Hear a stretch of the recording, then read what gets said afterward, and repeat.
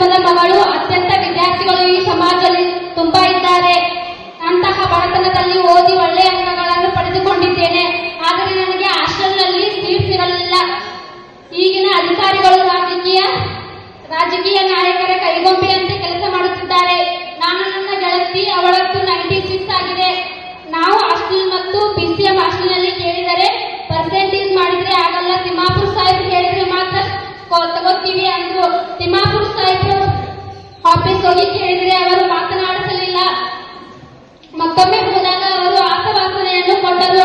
ಅದೇ ದಿನ 50 ಮಾಡಿದ ವಿದ್ಯಾರ್ಥಿಗಳ ಹಾಸ್ಟೆಲ್ಗೆ ಹೋದರು. 96 ಮಾಡಿದ ನಾವು ವಿದ್ಯಾರ್ಥಿ ಬಸ್ನಲ್ಲಿ ತಿರುಗಾಡುತ್ತಿದ್ದೇವೆ. ನಾವು ಸೈನ್ಸ್ ವಿದ್ಯಾರ್ಥಿಗಳು. ನಾವು ಲ್ಯಾಬ್ ಮುಗಿಸಿಕೊಂಡು ಮನೆಗೆ ಬರಬೇಕಾದ್ರೆ 7 ಗಂಟೆ ಆಗಿರುತ್ತದೆ.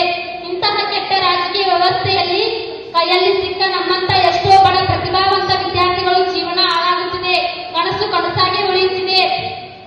ನಮಗೆ ಸನ್ಮಾನ ಬೇಡ, ನಮಗೆ ಬೇಕಾದ ಸವಲತ್ತು ಕೊಡಿ ಸಾಕು. ರಾಜಕೀಯ ನಾಯಕರು ಹೇಳಿದ ಮಾತ್ರ ಕೆಲಸ ಆಗುತ್ತದೆ ಅಂದ್ರೆ ನಾವು ಎಷ್ಟೇ ಪರ್ಸೆಂಟೇಜ್ ಮಾಡಿದ್ರು ವ್ಯರ್ಥ.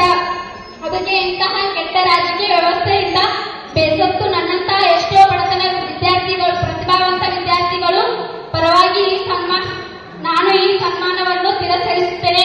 ನನಗೆ ಯಾವುದೇ ಸನ್ಮಾನ ಬೇಡ. ನನಗೆ ಸನ್ಮಾನಿಸಲು ಕರೆದಿರುವ ನಿಮಗೆಲ್ಲರಿಗೂ ತುಂಬಾ ಧನ್ಯವಾದಗಳು. Thank you.